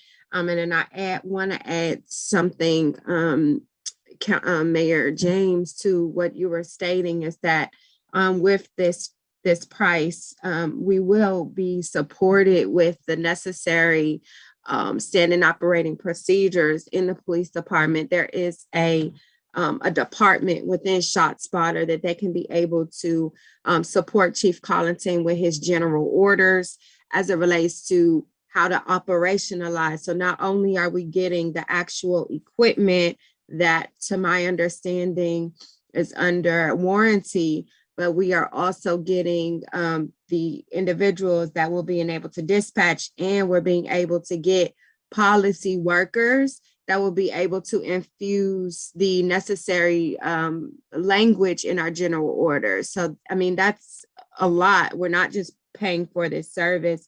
We're getting a whole comprehensive opportunity to enhance our public safety. I yield. Thank you for that. So hearing all of the feedback, I'll call for a motion to approve the subscription to ShotSpotter pending the, and this is contingent upon legal sufficiency being provided by our attorney. Is there a motion? I so move. Moved by Councilmember Rout. Is there a second? Second. Seconded by Councilmember Brown. Any further discussion? Mr. McGorry, I missed your hand earlier. Is this discussion for the current item? I'm telling you, this internet is not fun tonight. It's like this huge delay. Well, I was just trying to get in front of the motion. Not having seen the services agreement, and I'm looking at the specific language on the quotation. And the prospect, I was simply positing a potential workaround and way of expediting absent individual legal review. If, as I believe, that the service level agreement is comparable to and demonstrably comparable to other agreements that have been entered into by agencies such as Washington, D.C. and others, I could make the case that having Bladensburg's town attorney do yet another legal review of that is for sure going to slow it down, and one might not be necessary if the council feels that comparable agreements are functionally equivalent. So I would just put out that you could make that part of your motion, that if other jurisdictions' attorneys have reviewed this document and found it legally sufficient for a municipal corporation, that the town could piggyback on that notion. Similar, when we hire T-Mobile and Verizon to provide us cell service, we don't, in my experience, the individuals don't customarily go through and have their legal counsel go through service level agreements. And I defer to the chief on this if he has a different opinion, but I could give other examples of where clients of Gmail or Outlook, and all of those have extensive boilerplate legal agreements that we don't necessarily route for legal review. So that's my only comment on that. And the other thing I'll just add while I have the floor is it is written here as if factually true that it's 1.2 square miles for the town of Bladensburg, but at roughly $5,000 per tenth of a square mile, I would argue that we might want to look at, I've heard others, even at this meeting, mention 1.1 square miles, and Wikipedia, which I know is not necessarily accurate, has 1 square mile. So if there's a definitive thing, we could consult with GIS folks at the county and their mapping programs to get that number super granular, potentially to the benefit of their citizens. That's it. So to that point, Mr. McGrory, I think it would be most helpful for the council to make sure when documents like this are brought to us that you all make sure that it does have the exact information so we can avoid the back and forth that we're having to go through at the moment. With that, I'll open it up to feedback from the council. Councilmember Brown. Thank you, Mayor. Just real quick, and I think we want our presenter went over this in the presentation. So the spotter will spot gunshots. So, but it will differentiate between fireworks or backfires or any other sounds. So, Chief, will you please chime in on that? Yes, you're correct, Councilmember Brown. It does have the ability to separate those different sounds. And if everyone would take a couple of minutes and look at the 3-minute video link that I sent you, it is very detailed and specific. It gives a broad overview of the technology that it does have and offers. And I just support this. And I will just add that this is being used in over 130 cities right now, including Washington, D.C., as Mr. McGrory alluded to, as well as Baltimore City. So it is the being, 3 minutes. Yes, ma'am. I'm sorry. Can the link be put on the website for our residents to look at as well? Yes, and it is in the chat. If you scroll up in the chat, I have it there, but I can ask Mr. Ray Jeffries if he can add it to the website as well. Okay, thank you. All right, any other comments regarding ShotSpotter? And so Councilmember Rout, since you made the motion, I want to come back to you. Do you want to take the guidance of Mr. McGrory, just piggybacking off of other service agreements, or continue with the motion? My recommendation is that we continue just for legal sufficiency, so we're all assured. And with it being brief, I don't think Mrs. Ferguson would take too long with this, knowing the urgency. I agree, and I would like for the motion to stand as stated. Thank you so much for responding, Councilmember Rout. So with that, I'll call for a vote. All in favor, let it be known by the saying of aye. Aye. Aye. Aye. Any nays? The ayes have it. Thank you all so much. At this time, the next item on tonight's agenda is falling under staff reports. I don't believe Mr. Hall is with us to give the Public Works report. So Mr. McGrory, if you could just wrap any updates in your administrator report, but we'll go to the treasurer's report, which is next.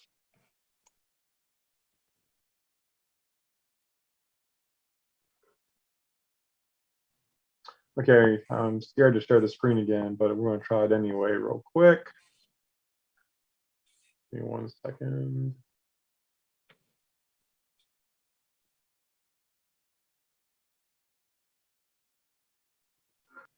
Sorry, multiple windows. Next meeting.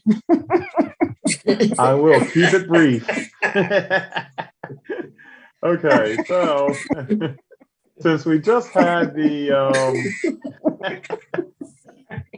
Since we just went over the financials last meeting, I'm going to touch on this briefly.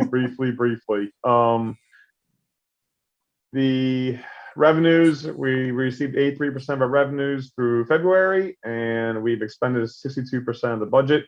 So we're still in a very good situation, two-thirds of the way through the fiscal year. As we're saying, we are seeing cost increase. But we will deal with that. Can everybody see my screen I'm sharing, I hope? Thumbs up. Okay. And something I really want to touch on is Jennifer Dodson is retiring after 33 years of service to the town of Bladensburg. She will be retiring at the end of this month. And it's going to be a sad day. I've worked with Jen every day since I've been here for 6 years.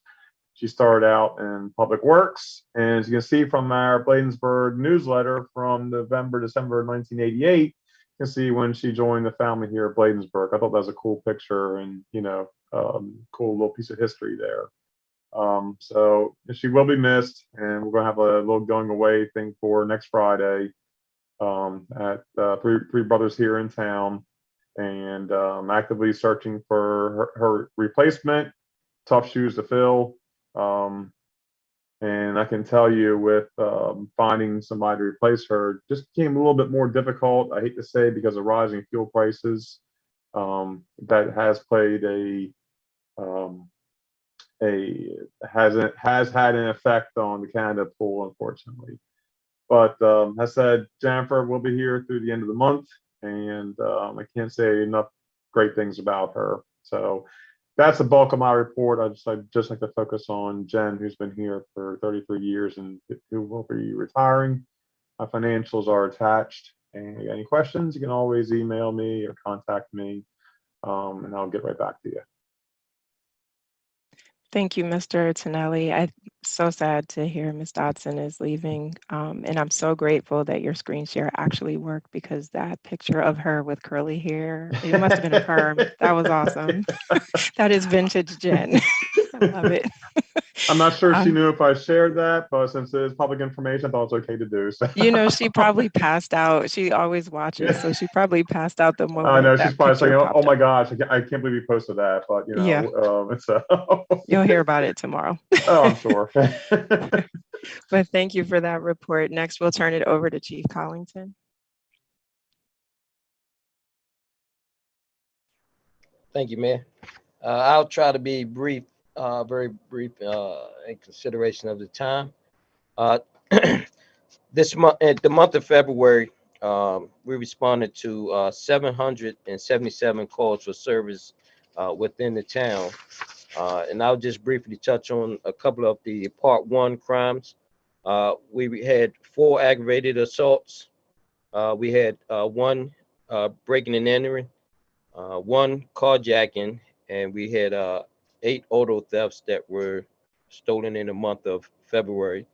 One citizen armed robbery, and 1 theft from a building. And I do want to touch on the aggravated assaults that, and 2 of those, we did have a firearm discharged. And like I said earlier, we were able to make an arrest, did a search warrant, and I want to commend our Criminal Investigations Division, our Detective Lieutenant Gilbert and Sergeant Ramirez, for an outstanding job. I mean, they never let up on this investigation, which led to a search warrant execution in the city of Hyattsville. And as they were ascending on the building with our allied law enforcement partners, the suspect threw a loaded firearm out the window. So we were able to seize that, take him into custody under the authority of a district court search warrant for first-degree assault. For our community service, I just can't thank our Corporal Tanksley enough for his community outreach, the robust engagement that he provides each and every month with the youth programs. But on February the 5th, we had citizens, we had 5 citizens graduate from our Citizen Police Academy, which was phenomenal. And I just see the hard work that Corporal Tanksy put into these programs. And just for our residents coming out, how they are so engaged in it. And I'm encouraging more of our residents to partake in our enroll in our Citizen Police Academy. It's a 10-week course. It gives insight on what it's like to be a police officer. We put them through scenarios and see how they react. And then we explain to them, this is why officers make these very short and quick decisions based on the scenario that they're faced with. Um, February the 5th, there was a cleanup with the youth, the explorers. They worked around Bladensburg High School, just doing a beautification in that area. On February the 10th, we had a coffee with the cop at the Casa Dora restaurant, and we want to thank our community partners for opening the doors for us each and every time we go out, and we just engage the community. We had a nice turnout. I want to thank Mayor was there, Council Member Brown came in, Council Member McBride, and just want to encourage everyone to come out and just have that engagement and that conversation over a cup of coffee. No agendas, just conversation about things that affecting the quality of life in the town of Bladensburg.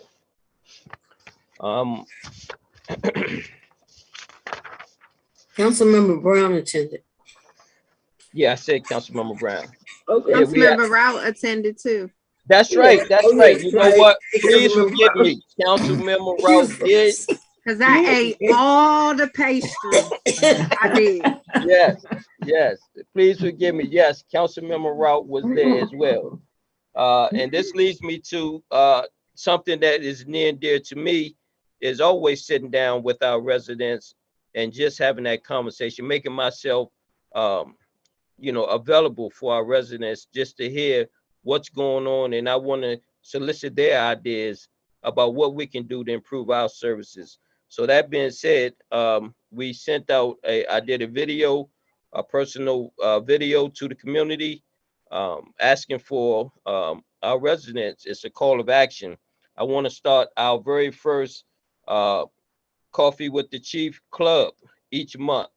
No agendas. I just want to hear from the residents, our seniors. I want to hear from everybody. If you don't have anything to do on this, as a matter of fact, it's this Thursday, the 17th. We'll be at 4909 Tilden Road. And this will be our first coffee with the chief club. This will be our kickoff, and I want to get as many residents to join the club, come down, and let's sit down and let's talk about the things that matter to you, because if they matter to you, they matter to us in the police department. So our council members, you're welcome to come down as well. This is open to everybody. Everyone is invited to come down and join us. And this is from 10 to noon. And we will meet one day a month, and we can do different locations. But the goal of this is to get a core of residents from Ward 1 and Ward 2 to join me, sit down with the chief, and let's talk about ideas and concerns that you may have that I can push out to the police department, push out to our code enforcement and other areas, so that we can make sure we continue to meet the needs of our residents. And with that, I'm looking forward to seeing everyone on this Thursday. It's the 17th, 4909 Tilden Road, right across the street at the Firehouse Training Center. I want to talk about what time, Chief? What time? It's from 10 a.m. to 12 noon. And I want to thank our partners at Starbucks for stepping up to the plate once again, and they will be donating the coffee, hot chocolate, and then we will be purchasing the pastries and donuts. Pastries, I'm there. Good. And so I want to talk about some a few promotions that we made. We had a lot of, we continue to develop our leaders here. When I first came to Bladensburg, I said my succession plan was to develop leaders from within. And I'm proud to say that we were able to promote last month 2 sergeants. We promoted Sergeant Maria Ramirez, Sergeant Patrick Thompson, Corporal Dwayne Humphreys, Corporal Chad Perez, Corporal Cedric Tanksley, Corporal Daryl Tompkins, and PFC Ty Tinsley. All of these officers have proven that they are team players here. They're showing up for work each and every day and doing the very best job that they can do for our residents. And for that, I want to continue to develop them. I want to continue to train them, because our best officers are our best trained officers. And I just want to take a minute, if we can all just congratulate them. If you see them out in the community, please congratulate them, please. Last, I want to talk about our code enforcement, our highlights. I'm so proud to have Miss Toma Tolliver join our team, along with Mr. Benjamin Moon, under the supervision of Sean Ronhart. They have gone these complaints. I welcome the complaints from our citizens, your concerns about parking, abandoned cars. We couldn't do our job if we didn't hear from you, because you are second eyes on the street, second set of eyes on the street.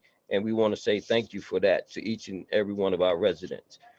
So the month of February, our code enforcement had 6 bulk trash reminder notices issued to residents for heavy trash at the curb. They removed 27 signs from poles, 26 from right-of-ways, total year-to-date 53. There were 35 abandoned vehicles in residential areas, 8 in business areas, 2 in the apartment areas, 14 were impounded. Year-to-date, they have removed 53 vehicles, abandoned vehicles. There were no grass violations, obviously. Code enforcement received 2 graffiti complaints that they gave some effort to mitigate those. Other code enforcement, well, that's okay for that. They insisted in other roles within the department, such as helping us with interviews and assisted the fire department with the gas leak. And I just want to say again, I witnessed a tremendous act of humanity with our police department, our code enforcement officers. Last week we recovered 2 infant children, and it just broke my heart to see them.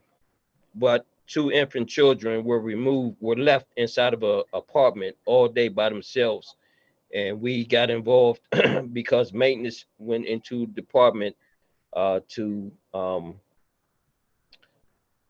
do work, and they discovered 2 children, one 5-month-old and one 1-year-old, left in a no food, and you can just imagine the conditions of the apartment that they were left in.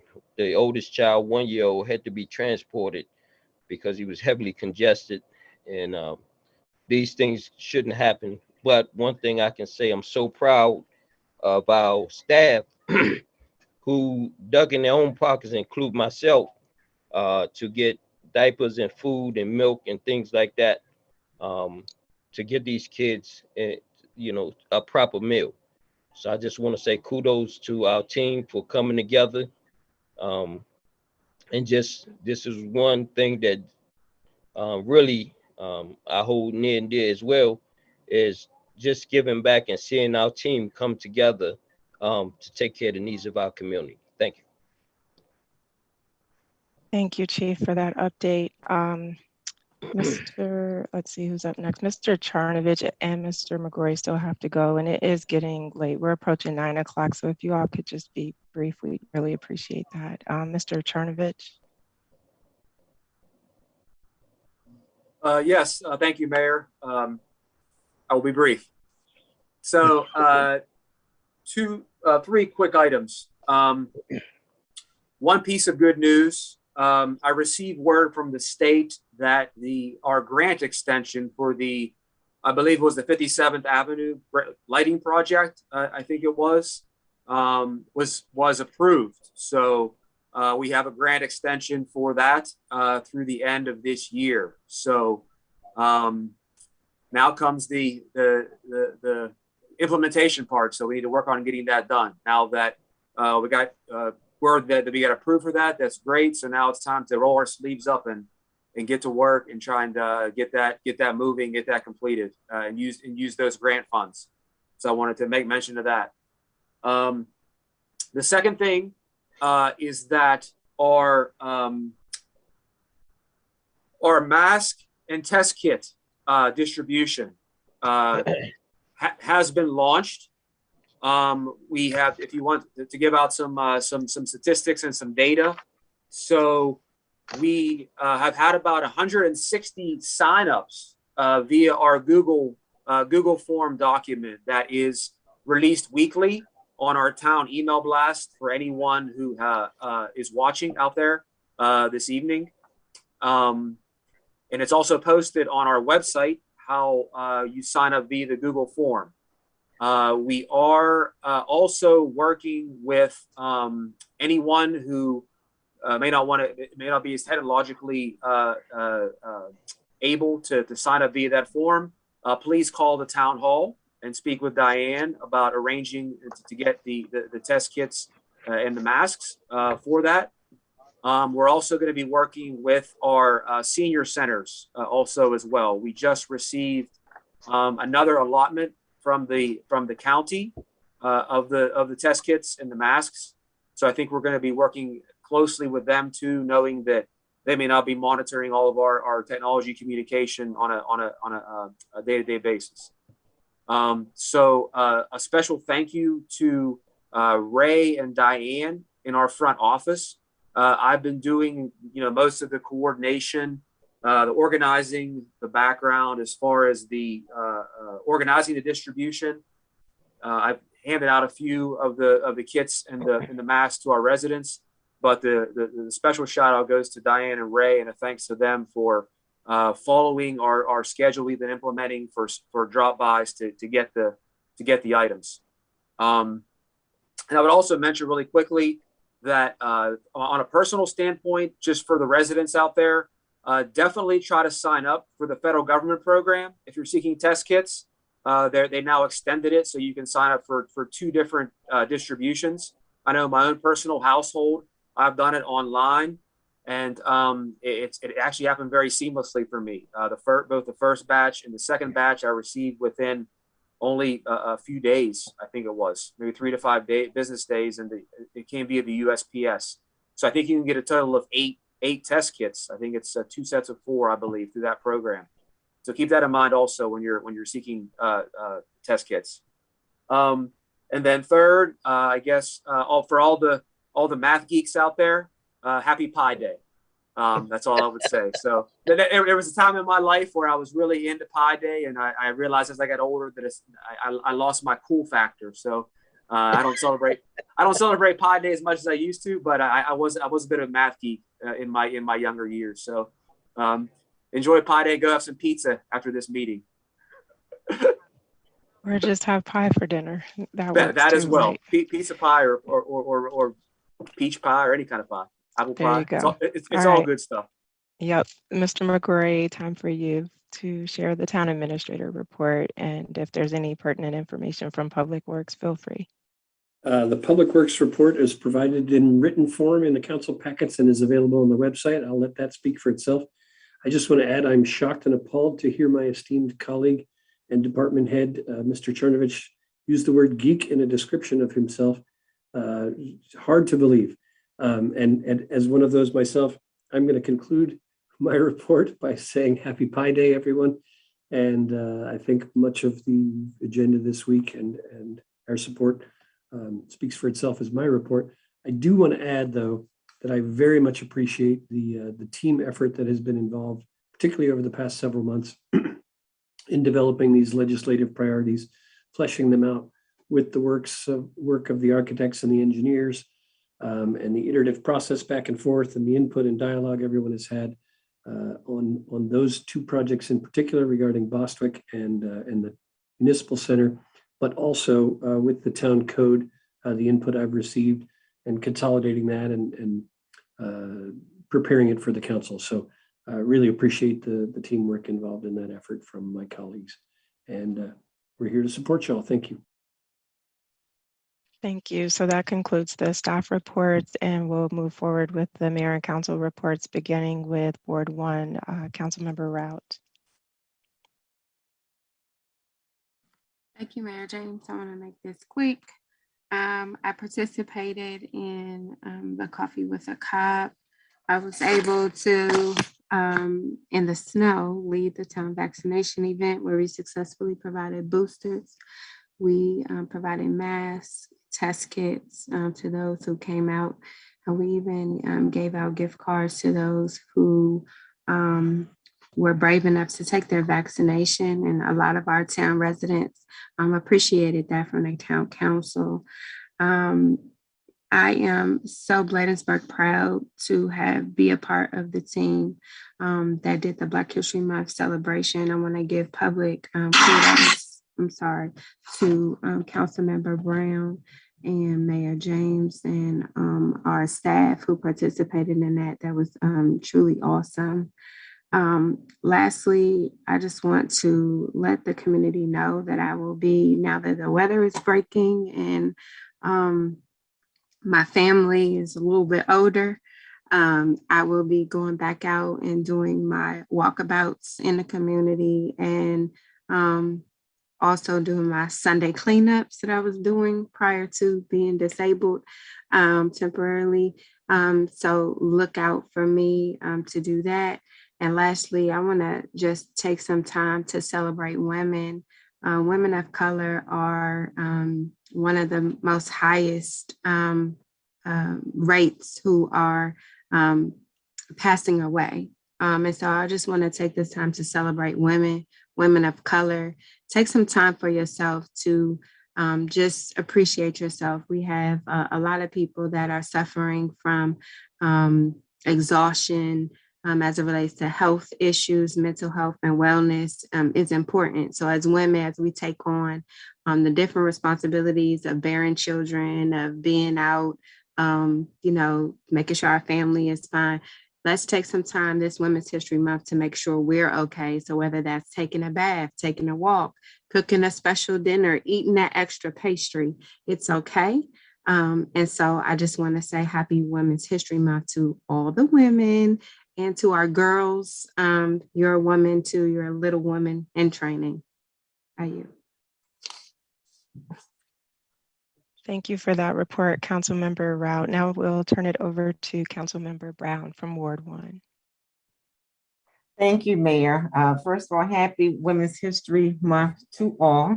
Yes. We should all be celebrated. So happy Women's History Month to all. Women are we're just phenomenal. We're just phenomenal. Chief, what can I say? Also, Black History Month program. Also, definitely want to thank Officer Porter because he really, in the short period of time that he had, he really did, with the collaboration of the team, he really did finish a very fine and professional product for us. Do want us to be in prayer with Ukraine, and also if just these United States of America, and definitely, of course, always in prayer for Bladensburg. Just want to remind everyone that the 2022 Maryland General Assembly is 2 weeks away from crossover day. And that's when bills that have not been passed by one house or the other, or will not be able to be voted on by the other house, and would basically be dead. Because as you all know, they have over 2,000 bills that they have to review, look at, and try to vote on in a short period of time. So, but in the next 2 weeks, we will definitely have a very clear understanding of which of the bills have been passed, and some just real quick snapshot, like you'll have HB House Bill, means House Bill 154, talking about food allergies. House Bill 459, juvenile justice reform. House Bill 16, unattended dogs. House Bill 19, Safe Walk Safe Walk to School Act. So those are types of, and then they have Senate bills as well. So if you want to track the bills, you can go to mdlegislative.com, and that's spelled out. That's www.mdlegislative.com. And also, if you don't know who your representatives are, go to www.mdelect.net. That's www.mdelect.net. Thank you, and Thank you for enjoy that. the rest of your Oh, evening. sorry. Thank you for that, Councilmember Brown. Next up, we have Councilmember McBride. Good evening and happy Women's History Month also.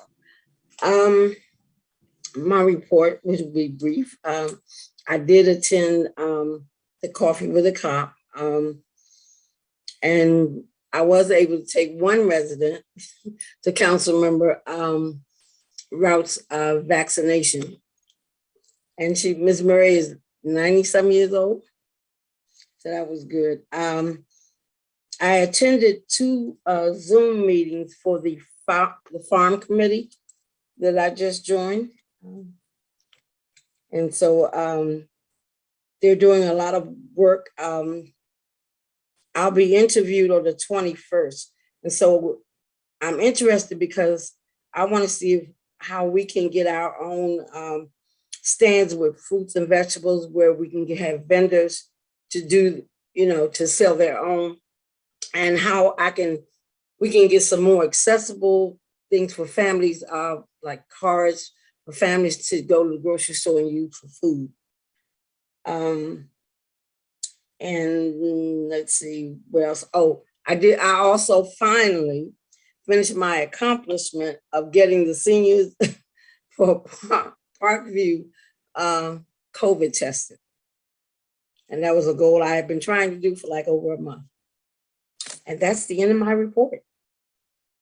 Thank you so much for that, Councilmember McBride. And just briefly, I know many of us, as Chief stated, attended the Community Action Team event, so I won't repeat on that. Separately, though, I did have the opportunity to submit written and verbal testimony for HB 0326, which is co-sponsored by Senators Paul Pinsky and Pam Beidel. This is basically trying to protect Maryland taxpayers from being on the hook if the maglev project runs into any sort of financial uncertainties. The developer continues to say that will not be the case. And so we're just trying to codify that so that we don't come back 10 years down the road and find that the project isn't as profitable and requires some sort of government bailout from the state of Maryland. So that continues. The same bill is cross-filed in the House. I believe it's Delegate Nicole Williams who sponsored that, but please continue to monitor that and look out. The other thing of note was I had the opportunity to join the Prince George's County Department of Environment. I'm a member of the Climate Action Project team. And so they invited certain members of the team to come in and brief the county council on the climate action plan for Prince George's County. So it was a privilege to be able to go before the county council. This is something that they mandated be done by the Department of Energy. Many other counties across the state are also developing climate action plans. And so the idea is that they would set some goals that municipalities can feed into to help make our communities more sustainable. Particularly, I tried to focus in a little bit more on some of the climate impacts that we experienced, like with the September 10th flash flood in 2020, and understanding or sharing and conveying the importance of infrastructure improvements to help with mitigation efforts to shore up our communities and make them more safe and resilient in the midst of these extreme climate shifts that we keep seeing, which are directly impacted by climate change. The rest of my report will be included in a written report. I'll get that out to everyone this week in the interest of time. And as we noted in the work session, did want to mention Councilmember Blunt couldn't be with us. Since we didn't amend the agenda to excuse her absence, I'll make a note for Mr. McGrory and Mr. Charnovich so we can make sure we do that at the April council meeting. But that brings us to the end of tonight's agenda. And so now I'll call for a motion to adjourn. So move. Moved by Councilmember Rout. Is there a second? Second. Seconded by Councilmember McBride. Any further discussion? Hearing none, I'll call for the vote. All in favor, let it be known by the saying of aye. Excuse me, Mayor. Yes. Excuse me. I have something else to discuss. It's like I'm just playing right Oh, now. I was like, did I miss something? Gotcha. All right. All right, With go that, ahead. I'll call for the vote. All in favor, let it be known by the saying of aye. Aye. All right. Any nays? The ayes have it. Thank you so much. Good night, everybody. It was like, Yeah, it's